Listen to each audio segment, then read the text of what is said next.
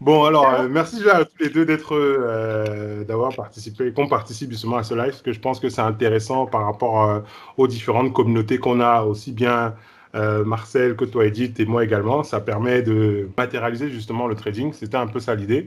Vraiment, l'idée, on l'a lancée comme ça sur un petit tweet que Marcel et moi, on a échangé, et on s'est dit, chiche, pourquoi on le fait pas? Et j'ai pensé à toi, parce que je sais aussi que tu es intéressé pas mal par rapport au trading. Et donc, tu dis, OK, good. Ah, à cette heure-là, il est 14 heures ici au Cameroun, donc je traite du Cameroun. Ah, ok. Et il est 13 heures chez vous, 13h09. Mhm, Et à New York, il est dans 9 heures. Moi, je traite sur les actions américaines uniquement. Et mhm. je commence, en général, je me place sur les marchés. C'est-à-dire que j'arrive sur le marché à 13 heures, en général. 13 heures, pourquoi? Parce que ça me permet, en fait, de voir les différentes actions, les différents gaps, parce que je traite les gaps en fait. Et les gaps, c'est quoi en fait? C'est tout simplement la différence de prix entre la fermeture de la veille et la fermeture du jour de la séance. Et donc, on parle de gap up, c'est-à-dire gap à la hausse, lorsque si le prix a fermé hier à 10 dollars et qu'il ouvre aujourd'hui à 11 dollars, donc on parle de gap up. Et un gap down, c'est que si le prix a fermé hier à 10 dollars et ouvre aujourd'hui à 9 dollars, on parle de gap down. Donc moi, je traite essentiellement que les gap up ou les gap down. Pourquoi? Parce que ça permet justement de trader les stocks qui ont de la volatilité, etc. Et je trade que les stocks qui ont plus de 10 dollars. Je ne trade pas en dessous de 10 dollars. C'est même rare que je trade des stocks de... En général, je suis au-dessus de 20 dollars, mais mes critères sont à partir de 10 dollars. Donc en général, je suis là à 9 heures, à 8 heures, heure de New York, pour permettre un peu de regarder ce qui se passe, pouvoir lire les différentes annonces économiques, parce que ça me permet, moi, en fait, de voir ce qui se passe. Après, c'est vrai que je suis un trader technique, donc moi, je me concentre essentiellement sur l'aspect technique. C'est vrai que parfois, je peux m'intéresser à l'aspect fondamental, comme aujourd'hui, l'action de Apple, c'est une action qui va m'intéresser, parce qu'aujourd'hui, c'est l'annonce de la sortie du iPhone 12. Donc Mhm, forcément, ça aura un impact. C'est une information plutôt fondamentale, si je ne me trompe mhm. pas, Marcel. Donc, Tout ça à aura un fait. impact sur l'action de ce jour. Donc, en règle générale, alors, que je... Ah oui, ok, d'accord. Je dois juste baisser ça et le Mais mettre Christian, sur... dis-nous un peu comment toi, justement, à Mhm. part, comment tu choisis ces actions, comment tu les trouves, ces actions avec des gaps? Alors, en général, tu vas voir, tu vois Simplement ici en bas, marché. là où j'ai mon curseur. Tu vois là, il y a mon curseur, juste en bas, là. Le tableau en bas avec les stocks en vert.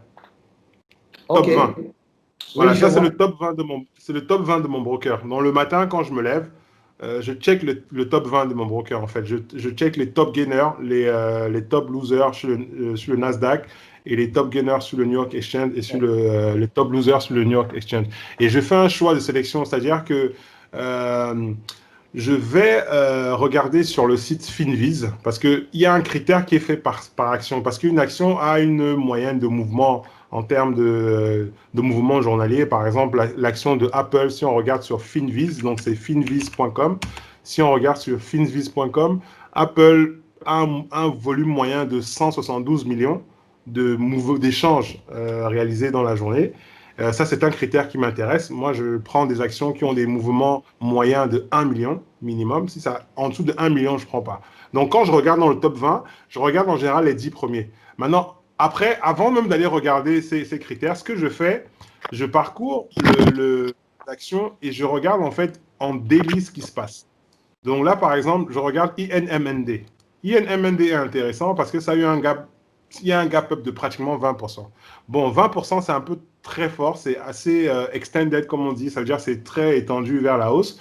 Et ça peut m'intéresser comme ça peut pas m'intéresser. Pourquoi? À mon avis, je prends un exemple, bon, ça tu le sais. Si aujourd'hui tu achètes ton action à 40 dollars et que demain matin tu te lèves à 50 dollars, il y a de fortes chances que beaucoup de gens vendent pour récupérer leur gain. Donc, ce qui fait que j'aurais tendance à ne pas forcément être intéressé par cette action parce que je me dis que la réaction normale des gens, quelqu'un qui a pris, si tu as acheté 10 000 actions, tu as pris 10 points directs, ta réaction voudrait que tu prennes une partie de tes bénéfices, voir tous tes bénéfices, etc. Donc, plus le gap est élevé, moins ça va m'intéresser. Maintenant, tout va dépendre de la raison pour laquelle le gap a plus en fait. Et pourquoi c'est monté si haut. Donc, ce qui fait que je vais quand même regarder tout ce qui est données économiques. Là, je prends par exemple le cas de Apple, qui me surprend un peu, parce que c'est vrai que c'était à 2% tout à l'heure, mais aujourd'hui, tu vois là, à 7 heures, on est à quoi? On n'est même pas à 1%. Bon, on va voir. Je ne sais pas si c'est parce que les gens sont un peu plutôt réservés par rapport à ça. Ils attendent un peu de voir ce qui va se passer, j'en sais rien. Mais pour moi, je pense que Apple sera forcément dans mon Fab list. Et puis après, quand je regarde mon daily, si tu vois par rapport à la ligne verticale que j'ai mise sur mon graphique ici, il y a un niveau qui est à 126 dollars, qui est un niveau que j'estime qui est un. Bon, c'est même pas vraiment un niveau de résistance. La prochaine résistance, moi, je la mettrai à 129 dollars. Donc, par rapport à où est l'action, j'estime qu'il y a de la place jusqu'à 129 dollars. Donc là, on est à 125. On peut arriver à 129,50. Je pense, ce n'est qu'un forecast qu'on peut dépasser 129. Donc, c'est sur la base de ça. Ça s'appelle Gap. Alors, Avec des gens qui nous écoutent, mais qui peut-être. Ouais, c'est ce que j'ai expliqué tout à l'heure. Le gap, en fait, c'est la différence du prix de fermeture de la veille et le prix d'ouverture du jour. Okay. Donc, lorsqu'il y a une différence, et ça se fait en fait, ça peut se faire soit en montant ou soit en pourcentage. Donc, si l'action a ouvert à 10, a fermé hier à 10 et ouvre aujourd'hui à 11, donc on parle de gap up. Ça veut dire que le prix a ouvert à la hausse. Et gap down, c'est à l'inverse. D'accord? Et moi, je m'intéresse aux gaps qui ont au minimum 3%. En général, entre 3 et 10%, c'est ce qui va m'intéresser le plus. Au-delà, parce que c'est ce que je t'expliquais. Regarde INMD, d'accord? Il a un gap de 20%. Imagine, tu avais acheté l'action à 40 dollars et elle se retrouve à 50 dollars. Qu'est-ce que tu fais? Quelle serait ta réaction? Ben voilà. Donc, il y a de fortes chances que beaucoup de gens vont vendre pour prendre leur position. Le stock peut m'intéresser beaucoup plus tard dans la journée parce qu'après que les gens aient pris la position, aient pris leur bénéfice, l'action, en fonction de la donnée qui a fait que l'action augmente, les gens peuvent revenir acheter. Je prends un exemple. Sur une compagnie pharmaceutique qui aurait éventuellement trouvé le remède au Covid, c'est qu'on souhaite tous, ce qui est sûr, tu peux être sûr qu'il y aura un gap up énorme sur l'action. Et tu es sûr que le lendemain, il y aura forcément de la vente pour récupérer les gains. Mais l'annonce de la découverte du vaccin reste positive. Donc, même si les gens prennent des gains, les gens vont racheter parce qu'ils vont se dire que wow, le mec qui a trouvé le vaccin, si c'est confirmé, hein, entre parenthèses, bah, tu peux être sûr qu'ils vont faire des milliards et des milliards sur les années à venir, les 2-3 années au moins à venir. Donc, forcément, il y aura de la vente pour la récupération des bénéfices, mais il y aura un autre soutien encore vers la hausse parce que bah, les gens auront confiance. Voilà, c'est tout simplement logique, tu vois ce que je veux dire.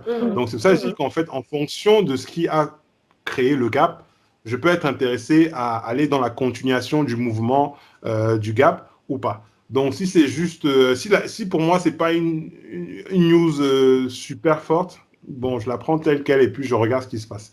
Mais en général, au-delà de là, une action à 18-20%, il y a de fortes chances que ça ne m'intéresse pas. Donc là, ce que je fais, ouais. Je pense aussi, en fait, Christian, si je peux compléter quelque chose par rapport à ce que tu disais sur les gaps. Pour identifier un gap, il faut juste voir la zone qui n'est pas tradée, en fait. Il y a toujours une zone qui n'est pas tradée et c'est cette zone-là qui crée le gap. Donc, la zone non tradée est la zone de gap entre deux prix, si je peux dire, comme Christian l'a dit tout à l'heure. Donc, c'est facile à repérer. Hein. C'est juste voir, est-ce qu'il y a une zone qui n'est pas tradée? À partir de là, on sait que c'est un gap. Et maintenant, il faut définir quel type de gap parce qu'il y en a 4. Hein, Christian? Ouais. OK. Parce que là, par exemple... Ouais, vas-y, Christian. Vas-y, non, continue. Vas-y, finis. Donc, en fait, parce qu'après, je pense que c'est important pour ceux peut-être qui vont nous suivre après, ce n'est pas tous les gaps, okay, qui sont des gaps de continuité. Parfois, quand il y a un gap, beaucoup pensent souvent qu'il va être comblé après, c'est-à-dire qu'il va être tradé après. Mais ce n'est pas tous les gaps qui sont tradés après. C'est pour ça qu'il faut toujours repérer les gaps de continuité. Et dans les gaps de continuité, généralement, en fait, on en a deux. Soit on a... Bon, c'est toi qui montres, peut-être tu as des gaps et on va les identifier. Christian? Alors, je vais justement montrer un gap qui va m'intéresser à deux niveaux. Je vais prendre DPHC, qui est en gap up de 3,4%. Et un autre critère aussi pour Edith et pour toi, moi, il faut que le volume en pre-market soit au minimum de 100 000. Si j'ai un gap qui est en dessous de 100 000, ça ne m'intéresse pas. 100 000, c'est le minimum pour m'intéresser. En fait, après, il y a des actions qui peuvent être en dessous, mais comme je connais l'action, par exemple, si Apple est à 50 000 en pre-market, ça ne me dérange pas. Parce que je sais que Apple, en général, dès que le marché ouvre, ça bombarde, ça passe à 1 million, 2 millions, 5 millions. Mais quand je ne connais pas l'action, si c'est en dessous de 100 000, ça va pas en fait, pas que ça ne va pas m'intéresser, ça ne sera pas dans mes favoris. C'est pas un indicateur intéressant pour toi. C'est un indicateur qui me permet de faire une sélection. Parce que des fois, tu as des gaps qui sont intéressants, tu peux avoir 16 stocks. Moi, je fais un choix de 6 stocks à trader dans la journée. Je ne trade pas plus de 6 stocks, en général, tu vois. En fait, je choisis 6 stocks et après, j'essaie de m'y tenir. Il peut y arriver que je m'intéresse à d'autres stocks tout au long de la journée. Bon, et en général, la première chose aussi que je fais, c'est que je regarde aussi ce que fait le SP. Parce que le SP500, en fonction de ce que fait... Là, le SP500 est un peu à la baisse. Mais bon, rien de mauvais. On est toujours sur une tendance haussière. Le QQQ, pareil aussi, est légèrement à la hausse, mais ça reste toujours sur une tendance haussière. Donc, pour moi, j'ai un biais justement haussier pour cette session parce que le marché reste à la hausse, on va dire. Pour moi, le marché reste en la hausse. Quand on voit ici, on voit qu'on a une tendance, une continuité d'une tendance haussière qui continue là, en fait. Donc, pour moi, il n'y a rien de mal de rester sur une tendance haussière. En tout cas, moi, je suis un trend follower. Je suis un trader en trend following. Donc, je trade la tendance. Donc, je ne trade pas contre-tendance. Maintenant, il y a des gens qui tradent la contre-tendance. Effectivement, en fonction je ne connais pas leurs critères, mais moi, pour moi, ça respecte pas mal mes critères. Par rapport au prix, ce qu'on appelle le price action, globalement, on peut avoir 3 types de mouvements de prix, notamment la tendance, comme tu l'as noté, mais aussi, en fait, il y a la cassure et la dérive latérale dans le range, globalement. Donc, il y a des gens qui préfèrent, lorsqu'il n'y a pas une tendance clairement définie, du mouvement du prix, trader le range, trader autrement.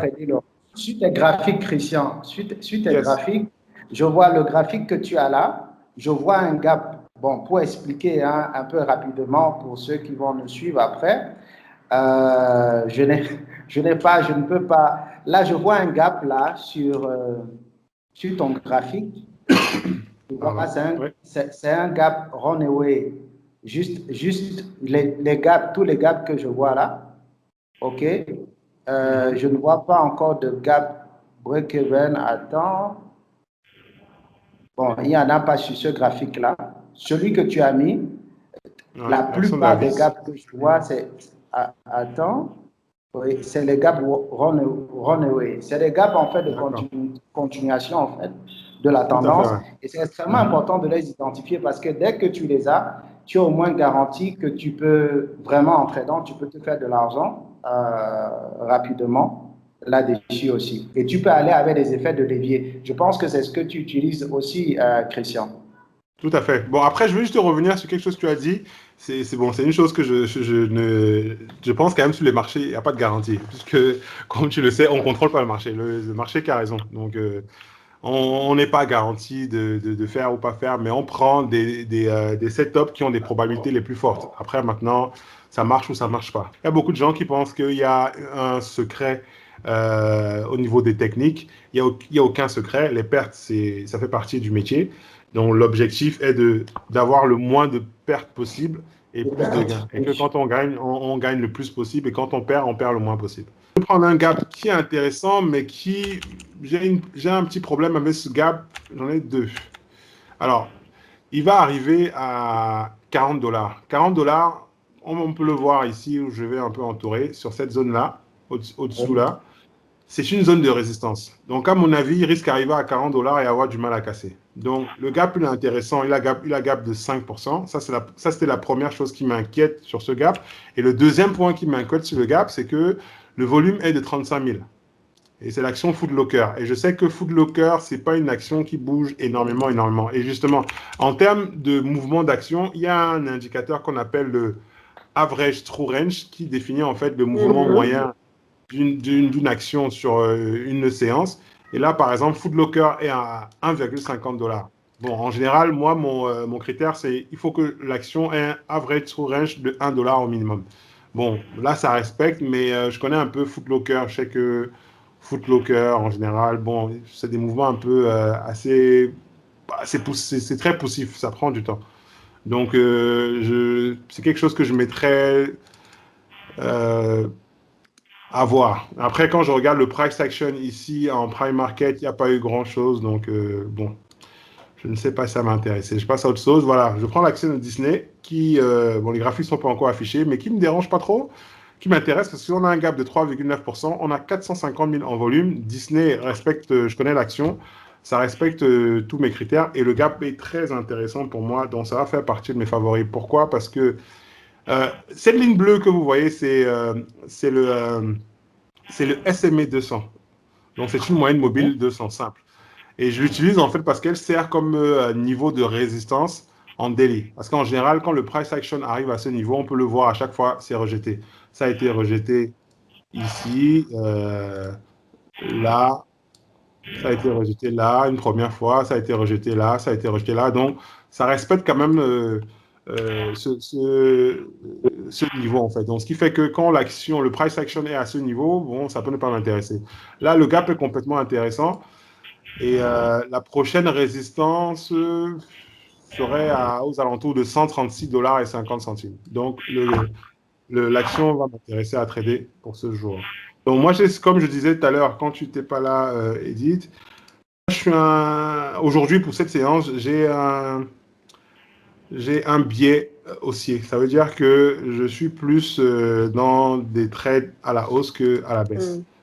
Donc, c'est pour ça que là, je vais beaucoup plus. Là, voici un gap qui est intéressant, mais sauf que c'est une action qui était il n'y a même pas un mois à 4 $ et qui est maintenant à 10-12 $. Ça ne va pas m'intéresser parce que c'est une action qui est récemment passée au-dessus de 10 $. Donc, pour que je trade ce type d'action, il faut au moins qu'elle ait pas mal d'historique au-dessus de 10 $ pour que je trade. Après, ça peut m'arriver de la trader. Maintenant, il faut que je vois, il faut que je regarde pas mal de paramètres. Bon, son ATR est de 1,6 $, son volume moyen 1 million. Bon, à voir. Mais je pense pas que je vais la trader pour l'instant. Je crois pas. Pas beaucoup de volume. Et en plus, il n'y a pas beaucoup de volume en prix-market, justement. En pré-market, c'est déjà à plus de 23. Hein. Donc, je crois que c'est énorme pour toi. Bon, Après, je regarde. Essaye de regarder. Tu prends les gaps de combien, Christian? 3%? Plus 3? Plus 3, ouais. Au moins 3. Plus 3 ou à partir de,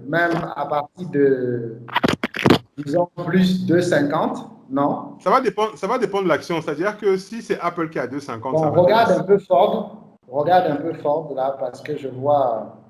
C'est quoi le ticker F? F, oui. Ok. Après, Ford aussi, c'est une action... C'est à 2,22. Mais par contre, il faut regarder le volume. Attends, on va... Mais le problème de Ford, voici, c'est pour ça que Ford ne va pas m'intéresser. Son average true range est de 26 centimes. Donc, pour un day trader, ce n'est pas intéressant. En fait, pour moi, pour la façon comment je trade, ça ne m'intéresse pas parce que Ford ne bouge pas. Là, c'est sur quelle unité, en fait? Là, c'est sur quelle unité? Là, on est en daily. Ici, je suis en daily et là, je suis en 60 minutes. Ah, tu es en daily, ok. Parce que je vois quand même que le volume aujourd'hui est à 90 millions, 97 millions. Hein. Plus de 3 millions. Là, on est à 3 millions même. Là, je vais ouvrir un autre setup parce que le marché a ouvert. Oui. Le marché vient d'ouvrir. Il y a aussi l'action d'Amazon qui n'était pas mauvaise. Amazon, c'est très bon. Amazon, depuis quelques jours, c'est pas mal. Depuis quelques jours. Je pense que, à Christian, aujourd'hui, quand je vois un peu l'ouverture du marché là, avec, attends, je jette un coup d'œil sur tout ce qui est future là. Attends, rapidement. Je pense que le marché, bon, il s'est baissier aujourd'hui, plus baissier. Ouais, c'est ce que je vais contrôler. C'est après un peu de temps. Ce sujet-là, je vois du rouge sur tout ce qui est indice du futur là. Oui, oui, c'est vrai que le futur est un bon indicateur. Mais bon, après, parfois, ça va dépendre de la baisse du marché. Sauf sur le Nasdaq, justement. Tu vois un peu? Là, Sauf pour sur le l'instant, Nasdaq, le mais S&P tout le reste, 500 est en train de baisser S&P et le tous, Nasdaq, c'est du justement. rouge. Tout à fait, ouais. Et en général, je trade en time frame 2 minutes. Donc, je trade en 2 minutes de time frame. De 9h30 jusqu'à 10h, 10h30. Après, je switch en 5 minutes.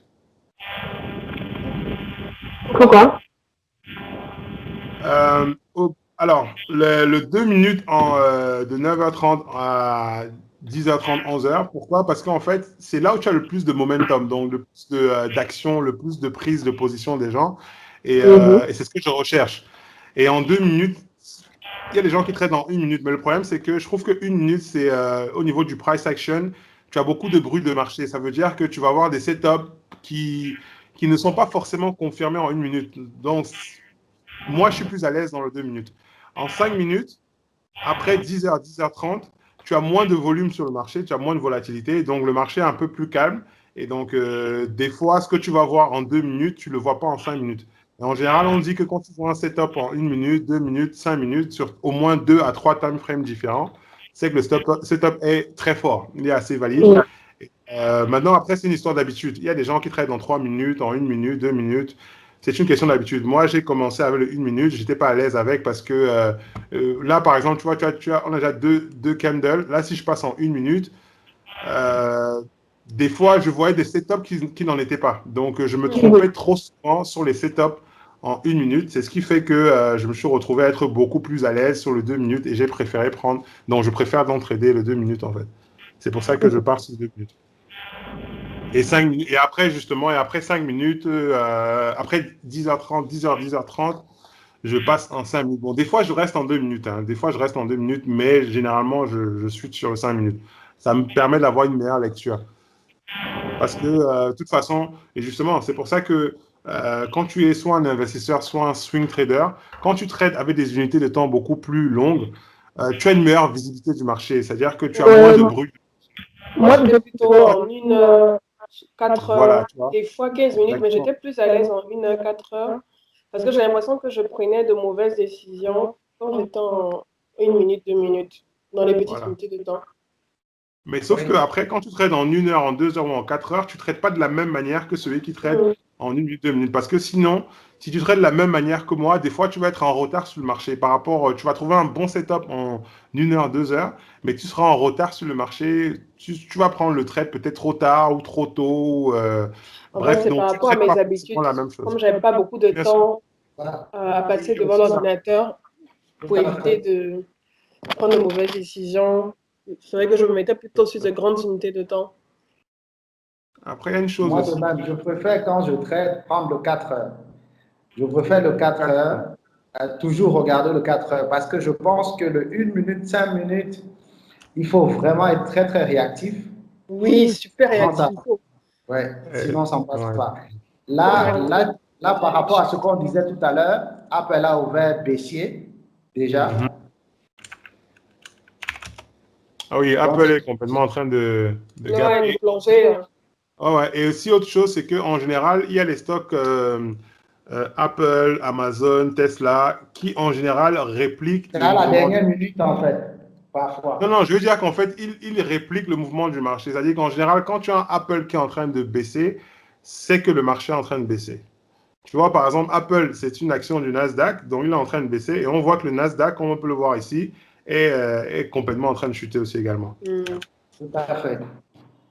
Et puis après, parfois aussi quand je trade, des fois, quand je sens pas le marché au début, bah, je peux arrêter de trader. En fait, je ne trade plus et j'attends peut-être 10h, 10h30 où le marché sera un peu plus calmé parce que des fois, le marché est souvent très fou le matin. Tu sais pas où le marché va aller. Là, tu vois, on va être baissé. Après, tu vois, là, on est en train de remonter. On remonte sur le Nasdaq, on continue à descendre sur le S&P 500. Tout Donc, à tu peux fait. pas savoir exactement. Des fois, tu sais pas quel sens prendre, tu vois. Amazon, souvent, aussi est très spready. Mais là, pour l'instant. Après, maintenant, une action comme Amazon, quand il a un spread de 1 $, pour une action comme Amazon, c'est correct. Alors que je ne traite pas plus de 10 centimes de spread. Mais quand tu connais l'action, tu sais que, bon, Amazon, 1 $, ça va. C'est normal, c'est plutôt normal pour une action comme Amazon. Bon, là, quand on voit le price action, on ne sait pas exactement ce que le marché va faire. En fait, le marché a l'impression de vouloir aller à la baisse. En fait, moi, je regarde les indices par rapport au futur. Ça me donne un peu, à peu près la direction du marché, hein, même si c'est à l'ouverture, mais ça me permet de savoir quel sera le mouvement du prix globalement. Et ce que je vois du rouge partout. Hein. Tout à fait, ouais. C'est vrai qu'en général, le futur est un très bon indicateur pour savoir la direction du marché. Mais bon, après, moi, je dis en cette période de Corona, en fait, le Corona est venu quand même pas mal chambouler beaucoup de choses sur la Terre, c'est clair. Et notamment les marchés. Parce qu'aujourd'hui, tu peux voir, là, on va commencer à la baisse et finir avec un marché qui sera à la hausse totalement. Et puis, tu peux avoir un tweet de Trump qui peut venir tout chambouler. Donc là, aujourd'hui, par rapport à ce que je vois, puisque moi, j'étais sur un biais haussier et mon biais est complètement invalidé, il y a une chose que j'arrive pas encore à faire, que je dois travailler énormément sur mon trading, c'est que j'arrive pas à... C'est-à-dire que des fois, on dit ne pas prendre de trade est souvent un bon trade. Mais des fois, c'est difficile pour moi de faire une journée sans prendre de trade. C'est difficile. Je pense, moi, pour que j'arrive en fait à le faire, j'ai dû définir en fait des objectifs chaque fois si je trade, bien entendu, lorsque je trade et que je dis, OK, je veux, mon objectif ce jour, c'est 10 francs. Dès que j'atteins les 10 francs, je ne trade plus. C'est-à-dire, peu importe. C'est difficile de se retenir, hein. Eh bien, non, je préfère sortir et faire autre chose. Oui, sur des objectifs de gain, quand tu les as atteints, c'est faisable. Mais moi, je parle plutôt de ne prendre aucun trade. C'est ça, c'est le truc où j'ai comme problème. C'est comme là, par exemple, tu vois, j'ai pas de... À ton analyse du marché, je pense que c'est mieux de ne pas prendre de trade. C'est-à-dire, quand tu regardes et que tu te dis, moi, c'est bon pour moi là aujourd'hui, c'est pas tous les jours qu'il faut trader. Normalement, c'est ce que je dis, c'est sur ça que je dois travailler. Moi, par exemple, je préfère toujours acheter que vendre. Donc, quand le marché est vendeur, parce que je suis un acheteur, je préfère me retirer. Je préfère dire, OK, je laisse les vendeurs, j'attends. Non, par contre, tu vois, sur ce point, docteur, il a un peu... Quand tu es trader, hein? Non, moi, je dis sur ce point, tu es un peu, comment je veux dire, peut-être tu as une philosophie plutôt, puisqu'il y a beaucoup de gens qui disent que quand on est sur les marchés, il faut plutôt aider les entreprises. Oui. Bon, ça, c'est beaucoup plus l'attitude d'un investisseur. Moi, je suis trader, moi, je m'en fous d'acheter ou de vendre. Moi, l'objectif, c'est de faire l'argent. Mais aujourd'hui, en tout cas, le marché est compliqué quand même, parce que là, je vois que tout est, comme tu as dit, au rouge. Non, là, aujourd'hui, en fait, du moins, les prochaines 4 heures, on est rouge. Hein? Mais je vois ici, en fait, que les marchés, par contre, les marchés asiatiques sont verts. OK. Oui, les marchés asiatiques, Chine, là, on est rouge. En général, partout, c'est comme ça, je viens souvent regarder des actions au-delà. Par exemple, Boeing, il y a un trade qui est possible à un short à 164 avec...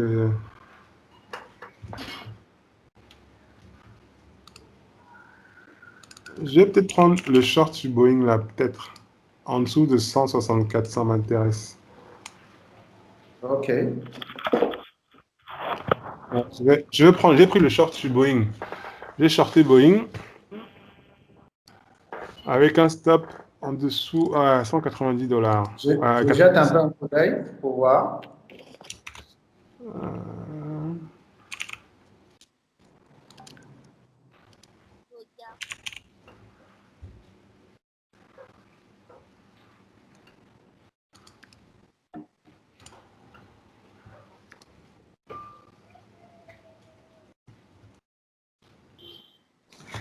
Ça, Boeing est en train de baisser. Ouais.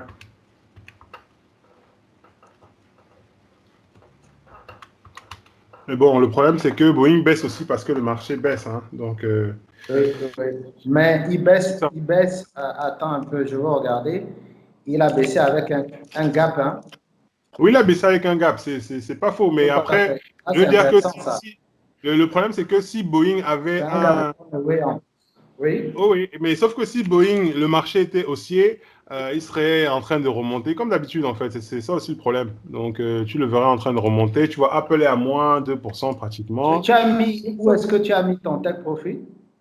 Mon take profit, je le prends en Combien? 2 temps. C'est-à-dire que le Combien? premier take profit, c'est 163 dollars, 15.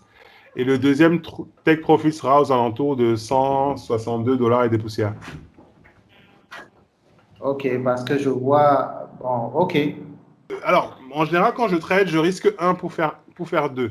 Donc, logiquement, mon premier take profit, c'est 163 dollars et 15 centimes. Et le deuxième, ce sera aux alentours de 162 dollars. Donc là, je suis prêt à prendre. Tu fais combien en termes d'effet de levier pour ça? 100, euh, 200?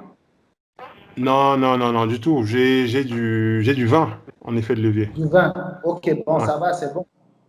Mais C'est bon. sauf que mon risque n'est pas en fonction de mon effet de levier, hein, par contre. Ça, je précise. Je ne prends pas de risque sur la base de mon effet de levier. Je prends mon risque sur la base de mon capital. Ça, c'est très important à dire quand même. Parce que le problème, c'est que si tu prends ton risque sur la base de ton effet de levier, tu peux ruiner ton compte en un trade, en un seul trade. C'est vrai. Bon, je pense aussi que peut-être il faut préciser quel est le ratio risque-profit. Oui, oui, ah oui, c'est vrai que j'ai dit. Alors, le risque ratio, c'est-à-dire que je risque un. Ça veut dire que si je. Alors, on risque un, une somme bien précise pour faire deux fois cette somme. Donc, le risque ratio, donc, c'est le rapport du gain et de la perte. Donc, on risque en général moins que ce qu'on va gagner. C'est-à-dire que si le gain potentiel est moins élevé que le risque, le trade n'est pas intéressant. Et en général, le risque minimum conseillé est de 1 pour 2. Il y en a qui font du 1 pour 5, 1 pour 8, 1 pour 10. Ça, c'est idéal. Parce que plus ton reward est élevé par rapport à ton risque, plus tu peux te permettre de perdre. Parce que le trading, en fait, c'est une histoire de probabilité. OK? Tout à fait. Euh, C'est-à-dire que l'objectif sur 100 trades serait de, si tu gagnes 40 trades et tu en perds 60, mais que quand tu gagnes 40, tu gagnes 10 fois, et quand tu perds 60, tu perds qu'une seule fois, à la fin du résultat, tu es gagnant. Il faut préciser il faut toujours fixer le risque avant le profit. Toujours. Commencer par Il le faut, risque avant le bien profit. sûr, mais la seule chose qu'on contrôle quand on trade, c'est le risque, c'est pas le gain. Parce que Tout à là, fait. je sais ce que je peux perdre, mais je ne sais pas ce que je peux gagner. En fait, je ne sais pas, entre parenthèses, puisque c'est le marché qui décide ce qu'il va faire. C'est-à-dire que là, l'action peut descendre de 5 points, mais par contre, vu que moi j'ai placé mon stop au niveau de mon risque, donc je sais où mon stop peut aller au maximum, même si j'ai un spread. Mais alors qu'au niveau du gain, voilà, c'est pour ça que se focaliser sur le gain, c'est ce que je disais sur une vidéo. Tout ce qui est gain, tout le monde serait prêt à le prendre, aussi minime qu'il soit-il.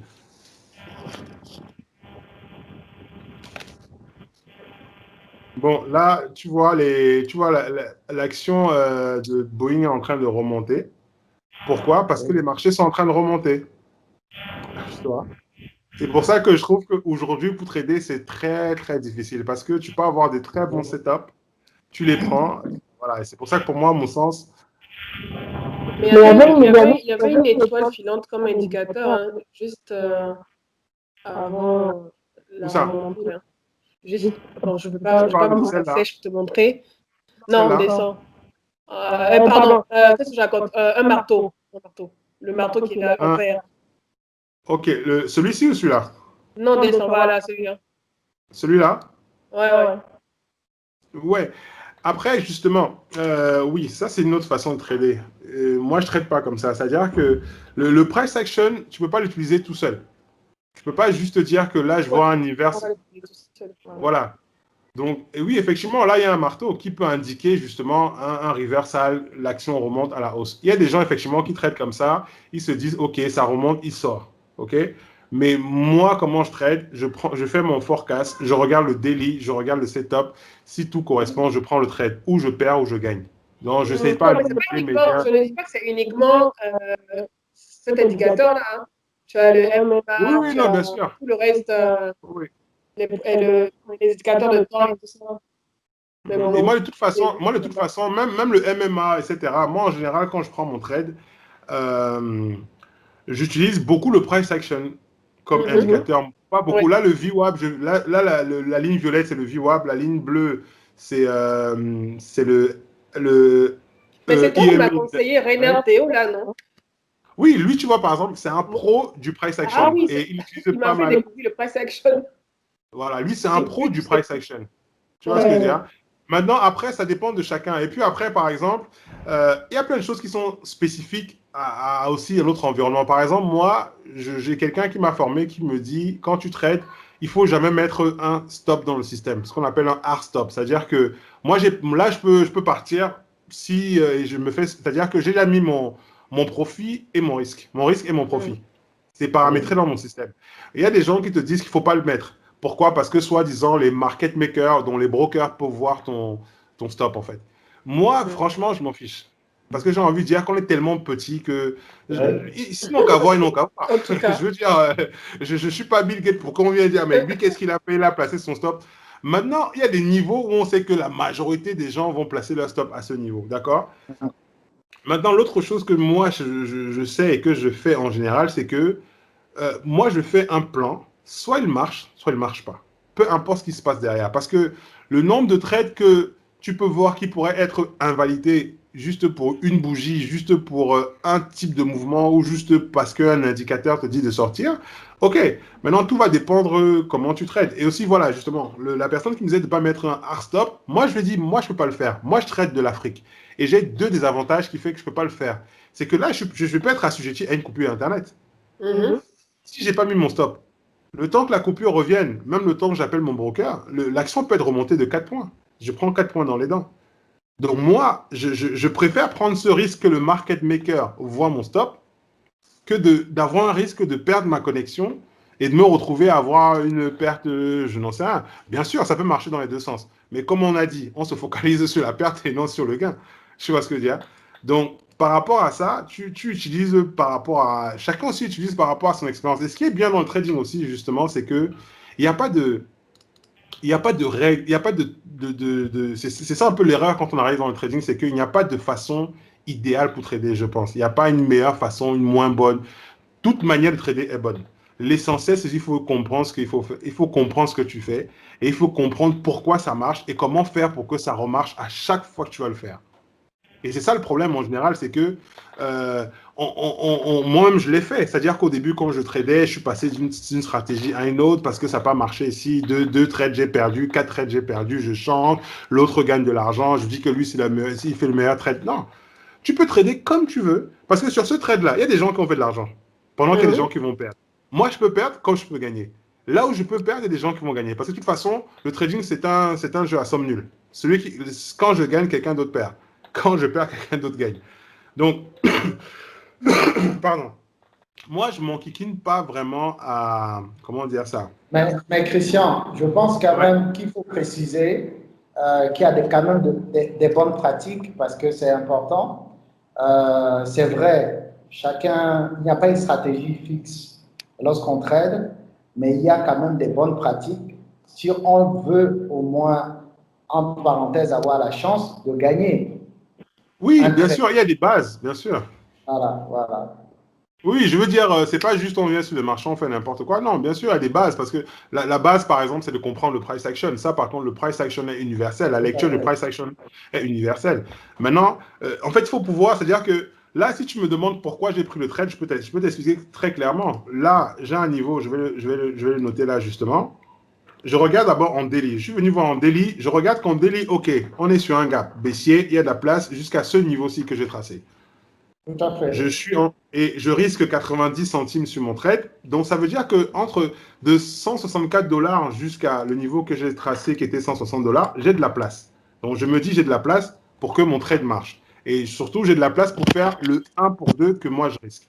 Donc, ça me confirme, premier critère qui me confirme mon trade. Parce que j'ai une forme de checklist que je check avant de prendre mes trades. Alors, le niveau qui m'a intéressé, c'est celui-ci que je vais souligner là, et je vais mettre en jaune. Bon, qui est en violet, parce que ma plateforme est un peu buggée, que j'ai mis en violet. Ce niveau m'a intéressé. Pourquoi? Parce que le price action est venu taper à ce niveau. OK? Il a tapé à ce niveau, il est remonté, il a été rejeté en fait par le VWAP, Et je suis en train de regarder, quand je regarde le volume ici, le volume a diminué sur les 2 bougies sur lesquelles il est remonté. Donc, c'était une indication pour moi que c'est juste une respiration simple du price action. Donc, c'est-à-dire quand on regarde le volume des 3 premières barres qui étaient en baisse, on était en moyenne à des barres sur du 170 000 en volume. Là, sur les barres qui ont remonté, on est sur du 130 000. Donc, il y a une baisse de volume. Donc, on peut supposer que c'est juste de la respiration simple. Donc, du coup, je viens prendre mon trade à ce niveau, à la cassure de ce niveau qui a été testé une fois. Donc, je le prends au breakout. Donc, c'est un breakout que j'ai pris là, en fait. Donc, j'ai pris un breakout. Après, maintenant, au niveau de mon stop, j'ai une façon de faire mon stop. Moi, j'ai mis mon stop au-dessus de cette candle-là. Donc, qui était normalement 164,84 centimes. Je me donne 5 centimes de plus. Donc, c'est pour ça que j'ai mis 90 centimes de stop. Il y en a qui auraient mis le stop tout en haut ici. Ce qui aurait été valide, à 165,12 centimes. Maintenant, après, ça dépend de chacun. Moi, par rapport à comment je trade, ce que je fais, ça marche toujours pour moi. C'est pour ça que je le fais, je refais la même chose. Donc, c'est pour ça que moi, j'ai mis mon trade à ce niveau-là. Donc, pour moi, le trade respecte plus ou moins tous mes critères de ma checklist pour prendre le trade. Maintenant, après, je le prends en sachant personnel, du moins, en prenant en compte le fait que mon trade peut ne pas marcher. Et ça, c'est très important. Parce que quand on prend un trade, aussi fort que soit le forecast, donc la prévision du trade, bah, ça peut ne pas marcher. Parce que tu vois là, je suis arrivé à 163,50 centimes au plus bas, donc à peu près à 30 centimes de mon premier target, que je pourrais perdre encore. Parce qu'il faut aussi le dire, c'est que quand moi je touche mon premier target, le reste de mes actions, je les mets à break-even. Donc ce qui fait que je ne peux plus perdre d'argent dès que j'ai touché mon premier target. Donc, je le mets à break-even. Mais par contre, je sais forcément que, voilà. Maintenant, là, la ligne bleue qui est sur mon graphique dans le EMA9, moi, je l'utilise par contre pour trailer le reste de ma position, pour prendre le plus de gains possible. Donc, j'ai une façon, ce sera un peu long à expliquer ici, mais j'ai une façon de trailer ma position avec le EMA9 qui me permet justement de prendre le plus de gains. C'est ce qui, par exemple, hier, j'ai pris pas mal de gains avec Apple. Je ne suis pas resté aussi longtemps que j'aurais aimé, sinon j'aurais fait encore beaucoup, beaucoup plus d'argent parce que je devais partir. Donc, je n'ai pas eu le temps de rester. Parce que par contre, cette façon de trading, du price action, il faut que je sois devant les écrans. Ça, c'est aussi l'inconvénient du day trader. Tu dois être absolument devant les écrans, pas le choix. Et bref, donc voilà. Donc maintenant, voilà, j'apprends aussi à accepter. Voilà. Et puis maintenant, j'ai d'autres règles de trading qui me disent si je perds 2 fois dans la journée, j'arrête de trader pour la journée. Donc, j'ai une perte maximum par jour. Si j'atteins ma perte, j'arrête. Pourquoi? Parce que psychologiquement, je ne serai plus forcément prêt pour continuer à trader. Je peux faire des risques, je peux me retrouver à perdre beaucoup plus alors que c'est peut-être une perte normale. C'est peut-être une journée où tu es censé perdre. Voilà, c'est ton jour où tu dois perdre, tu perds, tu t'arrêtes, tu fais pas plus. Donc, c'est ça. Donc, voilà. En tout cas, moi. Comment? C'est un gros travail mental. Après avoir perdu une fois, ne pas revenir. Ouais. En tout cas, le trading, c'est un métier qui est psychologique et mental. Et tu sais quoi, ce qui est marrant, Edith, c'est que c'est mental dans les deux sens. Hein, parce que des fois, on croit que c'est dur quand tu perds, mais des fois, quand tu gagnes aussi, c'est un problème. Hein. Tu sais, je t'avais expliqué la dernière fois, j'ai fait une série une fois de peut-être, je ne sais pas combien de jours d'affilée de gains. Je me prenais pour le roi du monde.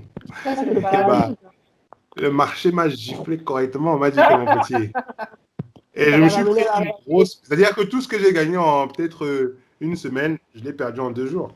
Pourquoi? Parce que j'ai pas été humble, parce que j'ai cru que. Mais je pense qu'il ne fallait pas trader. À ce moment-là, il ne fallait pas trader, Christian. Non, mais justement, le problème de ça, c'est qu'il faut se rendre compte de ton état mental et de savoir que je ne dois pas le faire. Tu vois? Et en fait, j'aime bien faire cette comparaison, c'est que si tu peux arriver à être dans l'état d'esprit lorsqu'un enfant de 1 an jette une pierre sur ton orteil, parce qu'il n'y a que eux avec qui tu arrives à gérer tes émotions que non, c'est un enfant, tu vois. Si tu arrives à avoir cet état d'esprit tout le temps, et ben là, tu seras, franchement, tu arriveras à pas mal gérer pas mal de choses en trading. Parce que le problème, c'est que des fois, tu sais que tu es dans l'état, tu ne dois pas trader. Mais il y a un autre côté en toi, ou l'orgueil, ou je ne sais pas trop quoi, qui te pousse à faire ce qu'il ne faut pas faire, et finalement, tu fais la chose qu'il ne faut pas faire, et après. Et c'est marrant parce que dès que tu as fait la mauvaise chose, dès que c'est passé, tu redeviens normal et tu te dis que mais j'étais où en C'est fait? dans Comment ces ça? cas, en fait, qu'on perd beaucoup, en fait. On perd beaucoup en termes d'argent. Oui, bien sûr. Et aussi, autre chose, quelqu'un me disait, c'est que le jour où tu vas trouver le trading chiant, ça veut dire que tu seras en train de réussir. Parce que le trading, c'est chiant, en fait. Parce que là, tu vois, là, j'ai rien d'autre qu'à faire qu'à pas attendre. Je dois juste C'est ça. attendre que ça se passe. Je dois juste attendre que ça se passe. En plus, il va voir là, tu vois, là, tu vois, là, le trade m'énerve un peu, entre guillemets. Je veux dire que là, ça monte, ça descend, ça veut pas prendre une direction claire, Mhm. ça hésite, machin, ça veut remonter. Et ça peut donner envie de sortir. Tu vois, là, il est en train de repartir vers la hausse. Surtout quand tu tombes dans des vilains ranges, tu Exactement, tu vois. t'éternises et tu as Et il pris peut une faire ça, et il position. peut faire ça 1 heure, hein, 1 heure. Ouais. 1 heure. Il reste, il te sort pas, il reste dans le trade et ça joue avec tes nerfs. Mais après, bon, ça va encore. C'est quelque chose que j'arrive encore à mieux maîtriser. C'est à partir du moment où j'ai accepté la perte, bon, bah, je me dis que voilà. Bon, autre chose, par contre, je suis donné comme règle quand même aujourd'hui, du fait qu'on avait notre session, je me t'ai dit que si je prends un trade perdant, je ne trade plus après. Parce que forcément, aussi, quand tu traites devant les gens, tu as envie de montrer des choses, tu as envie que ça marche, tu as envie de quelque part te dépasser. Et c'est aussi contre-productif. Ça peut t'emmener aussi à faire des choses pas intéressantes. Tu vois ce que je veux dire? Ça peut Mhm. t'emmener à faire des mauvaises choses. Donc, moi, par exemple, si ce trade, je le perds, bon, bah, j'accepterai ma perte pour la journée et puis, ciao, basta. Donc, je ferme boutique pour aujourd'hui et je retraderai demain parce que forcément, et surtout qu'en plus, j'ai pas eu le temps de faire complètement mon analyse en pre-market. Donc, je me dis que forcément, les conditions ne sont pas forcément bien réunies pour moi pour pouvoir continuer à trader. C'est-à-dire que ça aurait été une autre journée que ça aurait été un trade qui ne m'aurait pas spécialement dérangé. Tu vois, Mhm. si ça arrivait que j'ai su une perte. Mais sinon, et je pense que c'est ça en fait. C'est une association de pas mal de règles à écrire. C'est important parce que souvent, on se dit qu'on a des règles, mais du fait que c'est pas écrit, euh, on le respecte pas de la même manière. Moi, je fais un review après chaque journée de trade où j'explique ce que j'ai fait de bien, pourquoi est-ce que j'ai pas fait ça, pourquoi est-ce que j'aurais dû le faire. J'ai un autre cahier qui est un cahier de la mise à jour de ma stratégie. Quand je dis mise à jour, c'est juste de l'affinement. Donc, s'il y a quelque chose que j'ai vu, euh, vous êtes toujours là? Oui, oui. Moi, je... Ok. Tu vois, par exemple, là, j'ai eu une coupure à Internet. Ok, c'est revenu. En fait, des fois, on a des coupures qui n'impactent que la plateforme, pas forcément le reste de, du truc, en fait. Donc là, j'ai eu une petite coupure, mais là, je suis reconnecté. Donc, c'est ça, en fait. Donc, vraiment, je pense que c'est ça, en fait, une association de règles à respecter, un travail à faire derrière qui est pas facile, qui est chiant quand même à faire, mais qu'il faut faire, parce qu'on n'a pas le choix. C'est la seule façon de progresser, de revoir ce que tu as fait, ce que tu as fait de bien, de mal, d'essayer de reproduire ce que tu as fait de bien et moins faire ce que tu as fait de mal. C'est facile à dire. Là, il n'est pas très loin. Oui, il n'est pas loin de mon take profit, mais après, vraiment, le marché, si j'ai appris qu'il peut arriver à 1 centime ton profit, de ton stop, il revient. Et après, il revient te stopper en te regardant que tu as vu. J'arrivais. Mhm. Donc, mais j'essaie de mettre. C'est quelque chose au moins, je ne suis pas trop attaché à ça en général. Donc, quand je dis attaché, ça veut dire que le marché fait ce qu'il a à faire pour un Ouais. final. D'où justement Taiki qui aide un peu pendant qu'il chante en même temps. Ah, c'est mon gars, Ah oui, c'est clair, j'attends son album avec la force. Bon, après, des fois, regardez, c'est que je chante, des fois, hein. après, comment il s'appelle, Hiro. Je n'aimais pas ce genre de style-là à cause de Dadju, Mhm. parce que j'aime pas trop Dadju. Et puis, par hasard, je suis tombée sur Hiro. J'ai kiffé pendant des mois. Il était tout le temps dans ma playlist en voiture. Et puis après, j'ai découvert Teiki. Je ne comprenais pas pourquoi tu n'avais pas aimé Teiki. J'ai écouté une fois. Non, mais après, ce qui est marrant, mais moi, je l'écoute depuis. C'est comme là, je te donnerai un autre nom. Je sais pas si tu connais Monsieur Nov. Non. Ah, c'est un Asiatique qui est super fort. Même dans le même registre que Taiki, c'est autre chose. Mais j'aime bien aussi. Je pense que tu aimes Il dit Taiki, quoi, tu peux monsieur qu'aimer quoi? Monsieur Nov. M-R-N-O-V. MR. N-O-V. NOV. Tu vas forcément aimer. Si tu aimes Taiki, tu peux qu'aimer Monsieur Nov. Super. Merci pour la recours. Après, des fois, j'écoute autre chose. Hein. Des fois, il y a du Falil que j'écoute. Des fois, quelques musiques Camer, genre, je vais écouter Ténor. Ou après, c'est un autre style. Hein. C'est autre chose. Bon, après, ça dépend de ton mood, tu vois. Ça dépend du mood, en fait, tu vois. En fonction du mood. Ouais. Voilà, en fonction du mood. Parce que des fois, tu vois, j'avais lu dans des livres, on disait que, ouais, quand tu traites, il faut écouter la musique classique, jazz, machin. Ouais, j'ai essayé, tu vois. Bon, après... Moi, j'écoute des articles que j'écoute de la musique classique pour me concentrer. Ok, d'accord. Ouais, moi, je pense qu'en fait, c'est chacun qui se connaît et en fonction de son mood, il sait ce qu'il a envie d'écouter ou pas, quoi. Tu vois ce que je veux dire? En fait, il y a un type de musique pour les traders et un autre type de musique pour les investisseurs. Hein. Les traders, ils sont et toi, c'est quoi? Et toi, c'est quoi? Moi, c'est du Yanni. Je suis du Yanni parce que j'ai besoin d'analyser, de réfléchir. Donc, je suis du Yanni, en fait. Je ne peux pas prendre autre chose. Si je prends les Lady Ponce et tout ça, non, là, je ne vais pas traiter.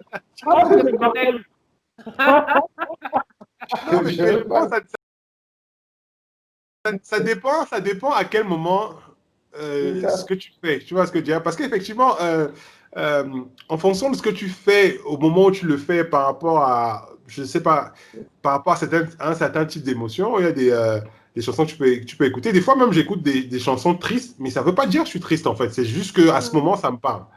Tu vois ce que je veux dire? En fait, je pense qu'en général, l'émotion douce s'adapte au rythme cardiaque. Donc, si vraiment tu veux être concentré, il faut une musique qui s'adapte à ton rythme cardiaque. Voilà.